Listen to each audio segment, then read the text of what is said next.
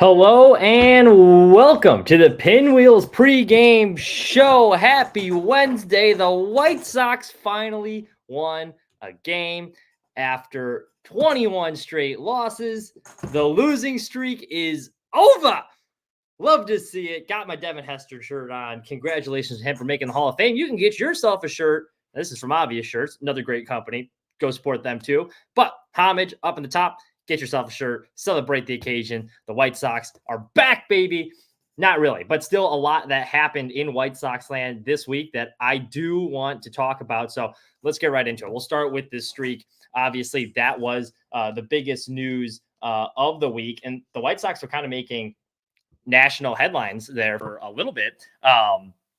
They were in the C block on ESPN, which, near the bottom of the show, for those who don't know the television lingo, but after the third commercial break, I come home and watch SportsCenter every night because my job working late nights, usually don't get the chance to watch all these games live. So start of the season, I'd be recording all of them, come home, rewatch the games. And, with this team, it got to the point where it's like, do I really want to waste my time here at midnight rewatching these crappy games? So, you kind of catch up through SportsCenter or MLB Network. But even these national shows like SportsCenter would be talking about the White Sox losing streak, where they would have never talked about them. So for a while, it was kind of fun seeing all the jokes on Twitter and national media talking about it. I was like, hey, you know what? The White Sox playing meaningful baseball again for all the wrong reasons. But, this is kind of funny. And maybe hitting rock bottom, we'll send the message to Jerry. They need to make the changes. That's how I was initially thinking about it. But now the more I thought about it, I am happy it is over.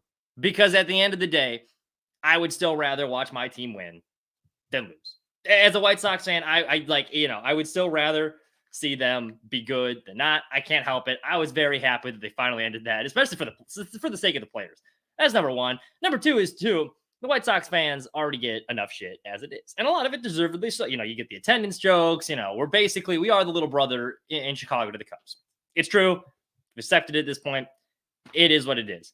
But we already get enough shit. Do you really want 10 years from now, people to have that honest too? Hey, you literally had the worst team of all time with the longest losing streak of all time. I am sure that I believe it was the Mets that had the modern day record, or it was the Phillies that had the longest losing streak. The Mets had the worst record of all time. But for both of those too, I would hope they're doing everything they can to avoid making the wrong kind of history, because that's something you don't want to be a part of. And that's something 10 years from now, everyone's going to look back you guys had literally the longest losing streak in MLB history. Do you really want that title? You know how long the MLB's around? It's over 100 years of baseball. This current team, and a day when everyone's talking about how the balls are juiced and off the bases are bigger, it should be easier to score. You guys had the longest losing streak of all time. So I'm glad it was over on that end. And now I hope they do everything they can to avoid having the worst record of all time. Although I do think that is going to happen with the rate they are winning games. There's an argument. I think they probably get to 80 losses before they win 30 games. It was looking like it was looking like that for a while.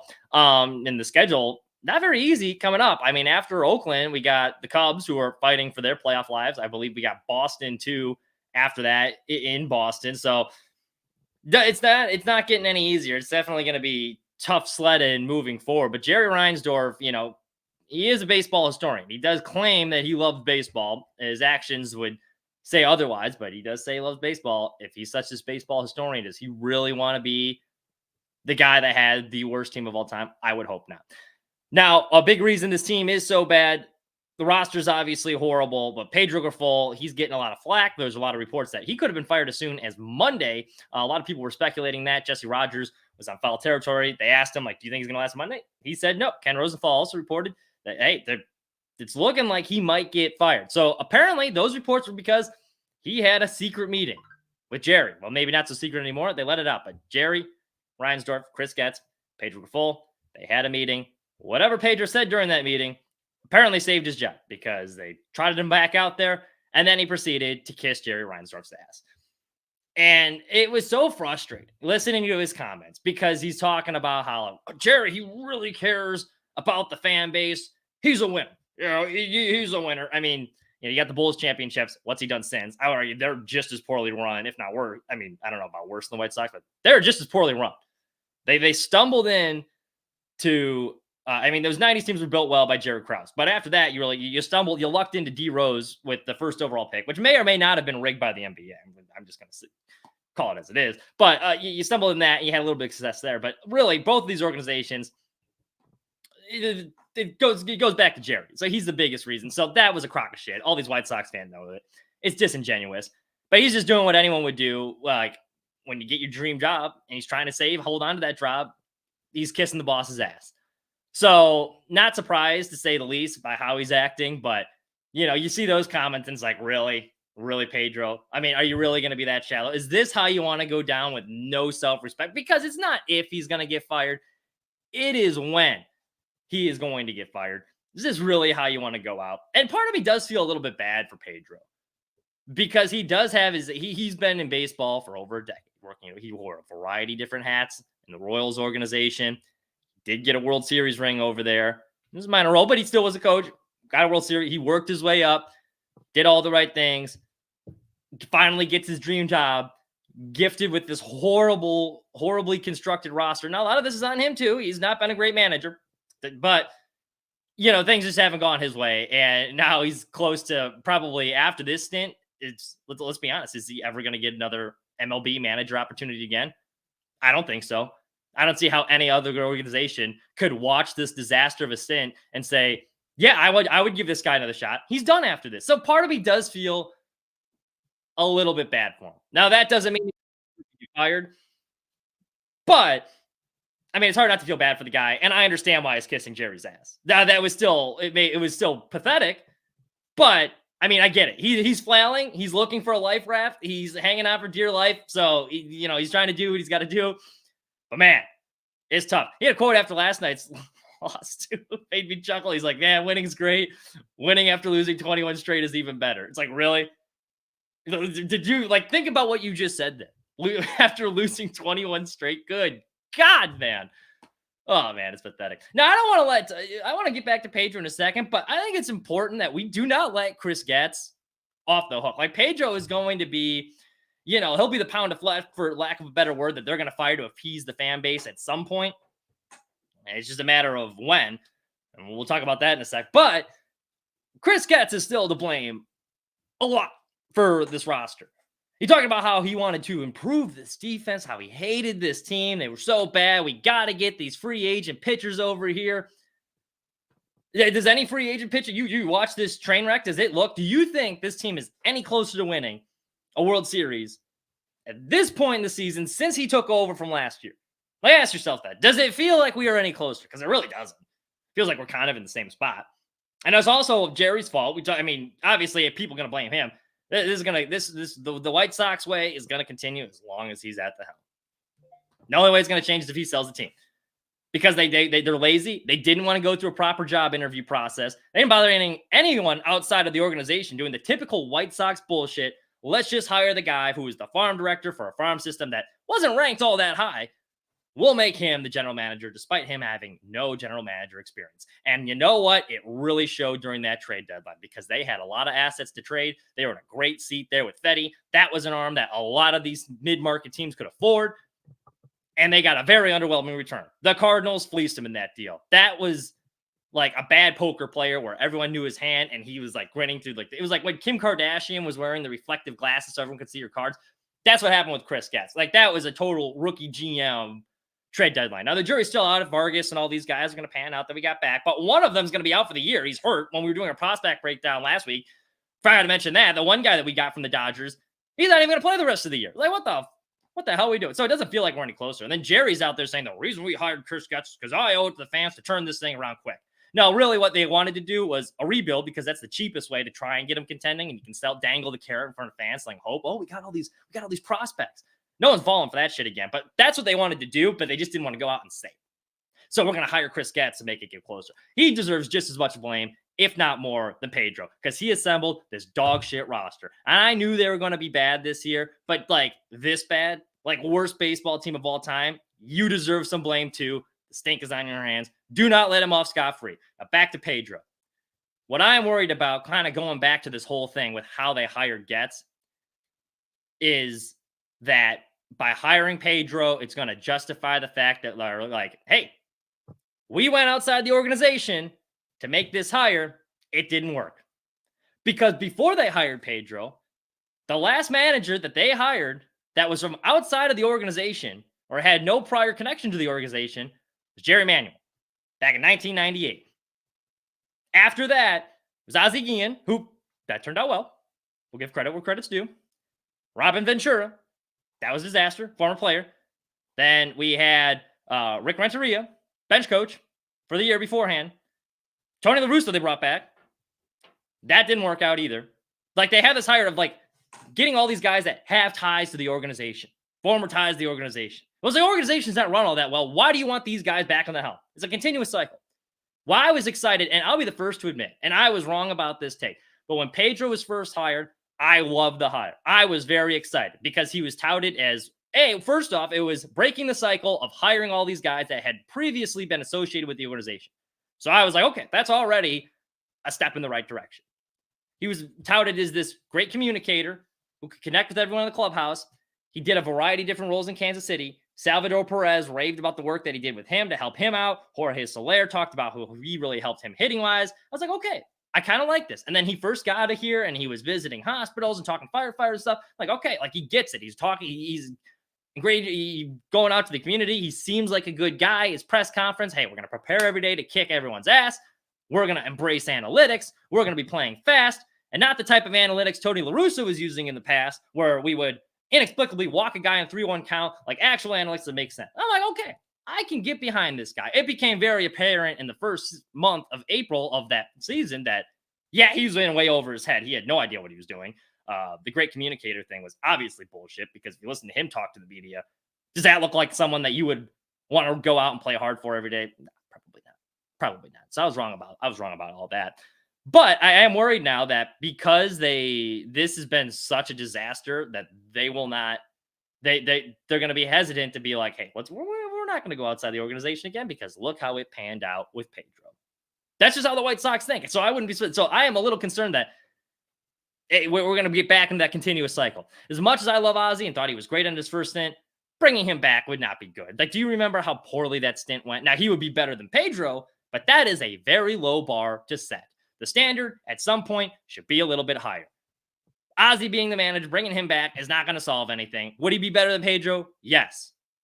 Did he win a championship in Venezuela? Yes. He can probably still manage. He's not an MLB manager anymore. Like, remember that last stint? Remember how his tenure with the White Sox ended. And then remember how that last stint in Miami ended. And ask yourself, after being out of baseball this long, is this really someone you want to bring back? I love Ozzie. I think he's great on the post-game show.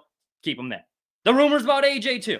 I loved AJ as a player. He was my favorite player growing up. We dressed up our Bijan, Louis, as AJ Przinsky once for Halloween. We gave him the little Dairy Queen batting helmet and had like a jersey I used to wear when I was like 5 because it didn't fit me anymore. Put it on him for Halloween.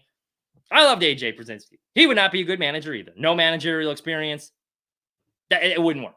Like, I see disaster written all over that. Do not fall into that trap just because Pedro is this bad that we got to bring back all these retreads that were connected to the organization. Both of them would be a disaster. You got to go out and get someone qualified. But the problem is things have gotten so bad. There was reports like Terry Francona. Hey, maybe he'll come back. Now, if he's going to come out of retirement after health issues, he's not joining this dumpster fire. So that's going to scare off a lot of very qualified candidates that they could get, which concerns me about this job search. But you got to go outside the organization. Like, you have to. I hope this didn't scare him off. So that's the one thing I am worried about with Pedro. Now, the question it remains now is, when is he going to get fired? And I kind of went back and forth on this. Last week, I touched briefly on, hey, like we should be bringing some of these guys up in September.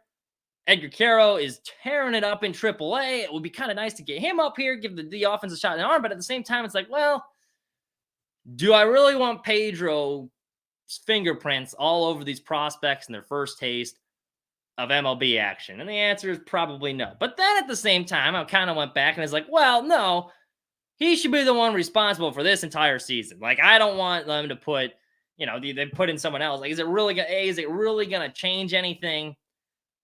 And B, he should have to wear it. He should. He was part of this mess. Big reason this team stinks. His name should be the only one on the record by the end of the year. Though I did flip it. So that was how I was that's how I was going most of the week. I was like, you know what? Just let him finish the season. This is not going to change much anyway, but it does. It will.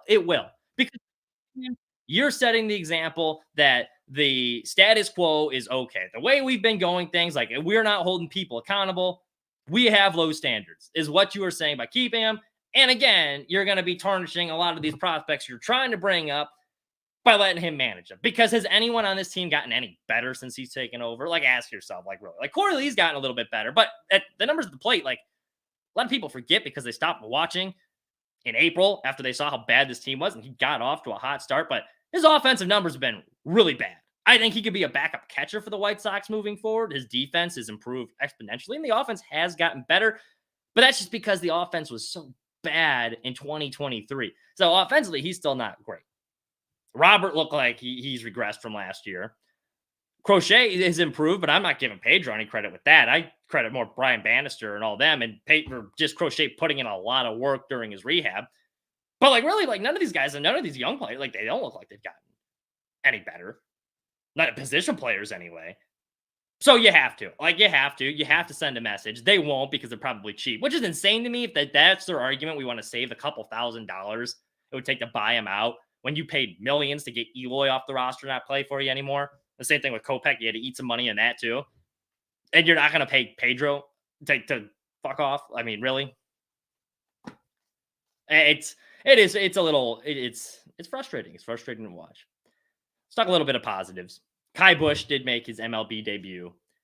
Unfortunately, his first major league start, been dreaming of becoming a major league player ever since he was a little kid, finally gets called up, and it's in the Oakland Coliseum, the worst stadium in the MLB, playing for one of the worst teams in MLB history. And now his name will forever be attached to the last loss in the White Sox historic 21-game losing streak. He was a losing pitcher. I actually don't think he pitched all that bad, though. He went 4 innings. He gave up 3 runs, I believe. Let me pull up the actual box score just to make sure I'm giving him we're all about facts on this show, as they say. But, he honestly, it was not from watching him throw the ball. He does look like a very polished left-hander.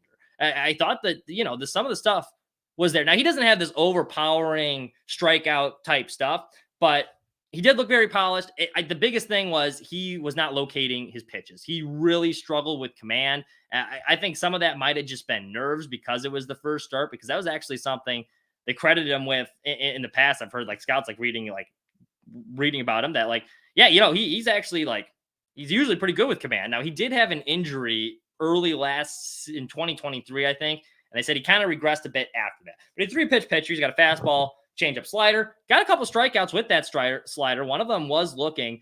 So he went 4 innings.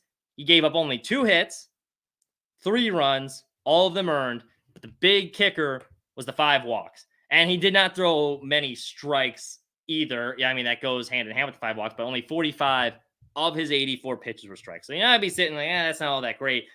But he was put in a very tough position. They're calling him up in this situation where, hey, we need someone to stop the bleeding.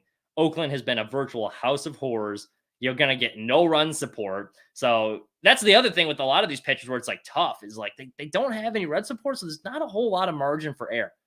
Do you know who has the highest batting average on the team right now? If I would have told you this in April, hey, guess who would have the highest batting average on the White Sox in August 7th? Who would you probably say? Probably a Luis Robert type player. Yeah, that would probably make sense. I know the team's not going to be very good, but that would make sense. Maybe Andrew Vaughn. He's been on the team a while. He's a major league player. That would make sense. No, it's actually Nicky Lopez, who is hitting a whopping 230 something. He's hitting, oh my God, it was 236 at last year. That is the highest batting average in the team. So these pitchers have no run support. So, but Kai Busch, look, I don't think he's going to be a top of the rotation guy by any means, but I think he could be a nice back end of the rotation starter. His ceiling or his floor is very high. The floor is higher. I don't want to butcher that quote, but his floor is very high. I don't think the ceiling is much higher than where it is, but I think from where he is, he could be something. So I wasn't too discouraged by that first start. I think now that he's got 1 under his belt, nerves will kind of go away. I hope they keep him up to get him a couple more starts. You do need a guy that's going to be up there to eat some innings, though. That's the other problem with this young rotation. Chris Flexen's supposed to be that guy, and then he threw a turd against the Twins where he only went 2 innings. They have to stretch out the bullpen. So that's the other thing. Not only these young pitchers not getting any run support, they're asked to have to eat a lot of innings because the veterans aren't eating any innings. The veterans that they still have anyway. And Crochet, who's one of the best guys, he's on an innings restriction. There's a lose-lose situation all around. It is really, it's a tough situation. But Kai Bush, going back to him, the fact that he only gave up 2 hits, the A's did not look like they were seeing the ball all that well off of them. And Mark Kotze even admitted after the game, he's like, yeah, we had a tough time picking up his fastball from his slider. The arm angle, it looked about the same. So I think they could have something there. I think the jury's still out, but was not discouraged by that first overall start. If I have to grade it, I would give him a C+. An average grade. It's nothing to write home about, but it certainly was not bad by any means. Southside Deech, we got in the chat here. They have 3.09 runs per game. Worst by any team since 2007. I'll be honest, if you watch this team on a daily basis, it's kind of surprising they have that much. I had heard that stat as well. But like the offense, and I know pitching's better than ever, but the rules are really geared towards offense. They do get a lot of favors. You can't shift anymore. The bases are bigger. Like, it's hard to do what they're doing. And it's not that they just don't score any runs. They don't hit any homers. None of their boppers hit any home runs. Like, Gavin Sheets is useless out there. He needs to be gone by the end of the season. He doesn't hit for any power. His defense is still a liability. Like, we still got him playing out in right field. Like, what the hell are we doing? Paul DeYoung's still our leader in home runs right now, and he's not even on the damn team anymore. Who would have thought? It's frustrating all around. But at least on the pitching side, I do see the future of the rotation, and it does look bright. They do have a lot of guys in there. I am still not selling my Drew Thorpe stock. Talking about how good his changeup was a few weeks ago, and he proceeded to make me look like a jackass because he's gotten shelled his last couple outings. Not selling my Drew Thorpe stock. I think he just, he's just got to get ahead of counts. And maybe in the offseason, try and get a little more about miles per hour on that fastball. If he can't, though, you just got to get ahead of the count. And I also really like Jonathan Cannon. Now, that's the guy. He does deserve a lot of credit. He was the one that finally ended that streak. He's been throwing the ball really well. We had a breakdown of him a few weeks ago, too, that you can go back and listen to. His biggest issue, because his stuff is good. All of his stuff has really good movement. I really like his arsenal. The problem with him is he hangs a lot of stuff over the plate. When he misses, it's usually not away with his breaking balls. Like, he'll try and work something inside, miss inside, and then hang a sweeper or like a sinker over the plate. We saw that last night with one of the home runs he gave up. But even though he doesn't have a whole lot of like swing and miss type stuff, the strikeout numbers are crazy. He gets a lot of soft contact because all of his pitches move. So I think he's been very good as well. So there's a lot of guys. There is, despite being in this baseball hell right now, and it's not going to get much better until Jerry sells the team. Like, let's just be honest here. Like, it is how it is. But there are some pieces that you can look forward to. And I kind of hope they bring these guys up just so like it gives them a spark, because I really do not want the worst record of all time. As funny as it would be for this, like, as bad as they've been, like, they're comically bad. Like, let's be honest. I'm not upset about losses anymore, but you don't want that distinction moving forward. You know how long the Mets have had that they've been stuck with that label? Do you really want to have that label for God knows how long as the worst baseball team in the history of baseball, the most losses in a season? No, you don't want that. You don't want that. Call these kids up. Call them up. I would bring Ramos back up too. The Montgomery, I would actually keep in AAA the rest of the year. Ramos, though, to Southside Deech's point, he has been raking in AAA. His defense is really good. Moncada's checked out. He doesn't want to come back. I heard a couple reports too. Him and Eloy, when they were down doing the rehab assignments, Sox had to like babysit them to get them to do their workout. He doesn't want to back up. Let him walk. He's not going to be back on the team next year. Who needs him? Give me Baldwin at second. Give me Ramos at third base. We'll throw Lopez at short maybe. Or do we put Baldwin at short? Well, yeah, that'll be our middle infield. Any combination of that, but let's go. At least give me something to watch. I'm Dominic Fletcher, keep him in right field. Actually, interesting enough, an interesting stat I saw. During this 21-game losing streak, Andrew Benintendi kind of started to figure it out. He was hitting 269, I think he saw, which is hysterical that the highest paid player on the team decided to start hitting his best that he has in a White Sox uniform. Now, once again, bar set incredibly low there when they were losing 21 straight. So that's just kind of ironic, too, with the whole thing. But yeah, start bringing these kids up. But if you're going to bring these kids up, you got to fire Pedro first. Got to fire him first. How bad must Charlie... Ozzie Guillen was talking on the post-game show how, he was like, man, I should feel embarrassed. Like, they passed me over for Pedro, and he's watching this disaster of a season. How bad must Charlie Montoya feel? He's like, hey, I took a team to the playoffs when I was a manager in Toronto. Give me a shot. Or maybe he doesn't want to be associated with this team. But like, how bad does it? I mean, that's gonna be tough too. Like watching this, like looking around, being like, hey, what the hell? But yeah, and we got Andy in the chat too. Like, we need players who are hungry and not picky. Bingo. They need players who are hungry. Because everyone that has been on this team for an extended period of time, they just want the season to end. Understandably so. Call these kids up. Give them a shot of energy. Fire the manager. You let Charlie handle things the rest of the way. You call these kids up. You make baseball, White Sox baseball, exciting to watch again in September. They won't be good, but at least I'll have a reason to tune in. Because now, let's be honest, no one has a reason. People were tuning in to hate watch because they wanted to see him get that stupid streak of 23, which it would have been hilarious. That Cubs game, they were selling like tickets because that would have been the game they broke the record, got 24 straight losses. Tickets in the upper deck are like $94. That's insane. That is insane. They're already expensive for the crosstown games, but like to watch this team, $90? Absolutely not. Absolutely not. But there you have it. That's all we got for you this week. Join us next week at noon. Pinwheels pregame show. I'm Mitchell Kaminski. Thank you so much for listening, and have a wonderful rest of your week.